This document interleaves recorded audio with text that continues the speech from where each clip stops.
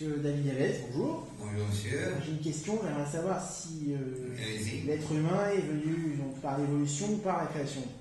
Depuis l'aube de l'histoire, depuis que le premier homme a marché sur la Terre, l'être humain a été toujours tracassé par la question comment et de quelle manière il peut comprendre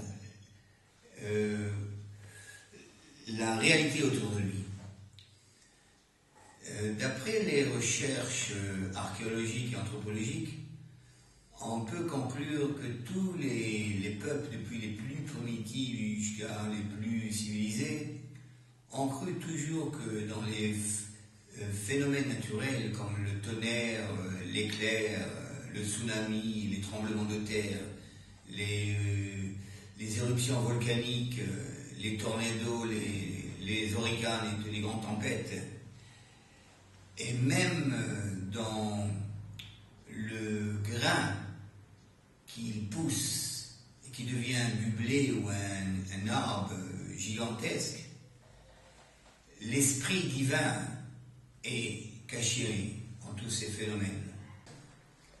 La recherche après l'existence d'une force divine était l'effort de tous les hommes depuis que l'histoire est ici. On pourrait dire depuis Abraham, à travers les anciens philosophes grecs comme Socrate, Aristote et d'autres, en passant par le chinois philosophe Confucius et l'indien Bouddha, à travers par Moïse, David, Jésus, Mohamed, et des plus modernes philosophes comme René Descartes, Pascal, jusqu'à aujourd'hui et maintenant. Mais il y a des personnes qui veulent voir l'éternel pour y croire. Mais je veux vous poser une question.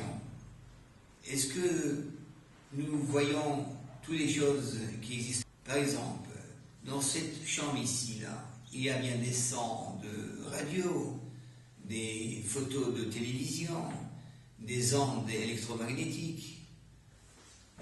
Le fait qu'on ne les voit pas, ça ne veut pas dire qu'ils n'existent pas. Allumez la télévision, vous verrez des photos. Allumez la radio, vous entendrez des sons.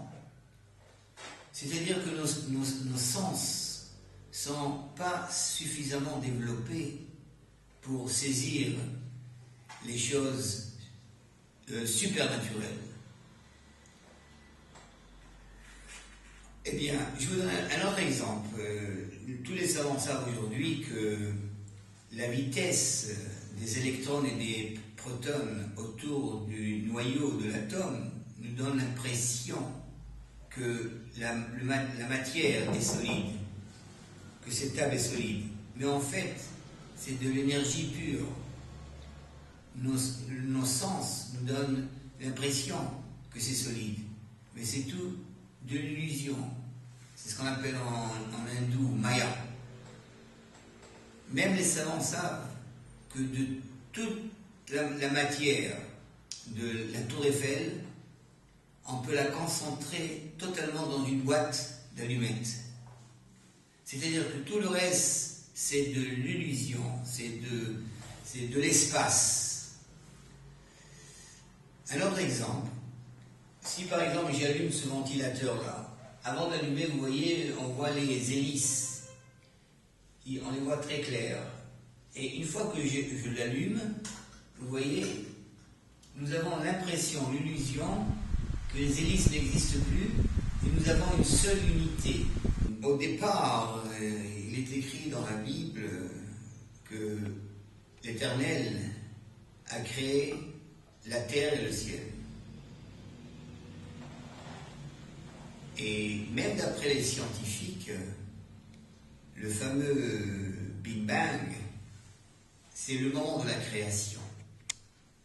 C'est-à-dire qu'il y a une certaine vérité, une certaine liaison entre ce que les scientifiques disent et ce qui était mentionné dans la Bible. Bien, mais plusieurs personnes, malheureusement, croient que nous sommes arrivés sur Terre par l'évolution.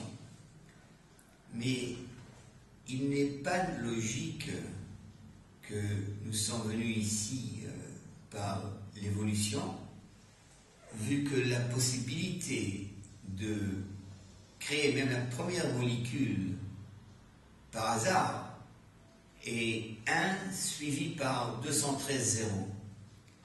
De là à la création d'un être humain, la probabilité est encore plus éloignée. C'est-à-dire dire que tout ce que nous voyons autour de nous, les étoiles, la lune, le soleil, les plantes, les animaux, l'être humain et le cerveau humain, qui est très complexe, ont été créés par hasard, par des forces aveugles, est absolument ridicule, absurde. Si je vous dis que cette menthe, elle a été créée par elle-même, les astronautes qui sont arrivés à la Lune, ils l'ont trouvée ainsi. Est-ce que vous allez y croire? Bien sûr que non. Si je vous dis que la Tour Eiffel, vous que vous habitez à Paris, vous la connaissez très bien, elle est venue à l'existence par des forces aveugles, par hasard, par le vent, par l'eau qui a coulé dans la Seine. Est-ce que vous allez y croire? Bien sûr que non. Tel que la menthe a un horloger, et cette table un menuisier, et vos chaussures un cordonnier, et la Tour Eiffel un constructeur. Certes, l'univers, qui est beaucoup plus complexe, a certainement un créateur, un architecte. Bien, mais plusieurs personnes disent, écoutez, monsieur, si Dieu existe, je voudrais bien le voir. Je veux bien le saisir, qu'il me manque un miracle, je veux voir quelque chose de réel. On dit que Dieu existe, ok, mais on ne l'a jamais vu. Écoutez, Moïse, il est écrit dans la Bible qu'il a demandé à l'Éternel de lui faire entrer sa gloire.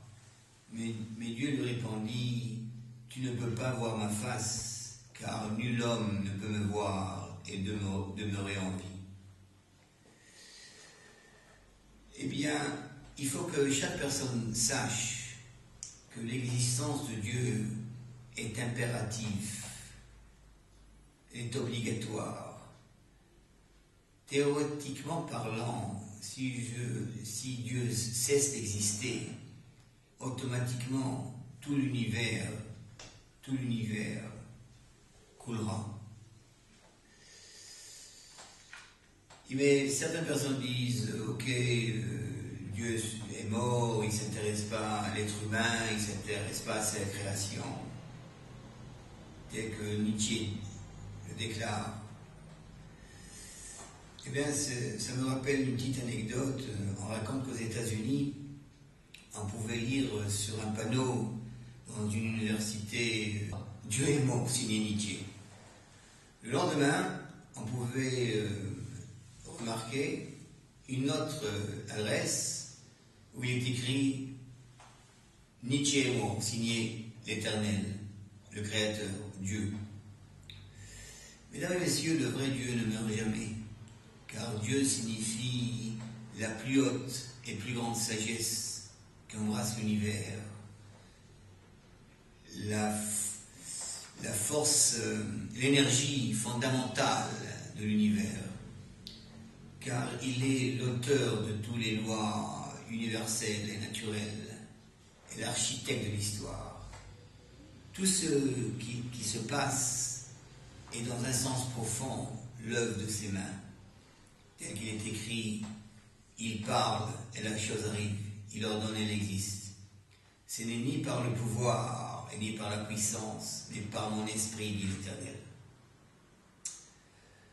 Levez vos yeux vers les cieux, tel qu'il dit le prophète Isaïe, et regardez, qui a créé ces choses merveilleuses, sublimes, ineffables, insondables, fantastiques?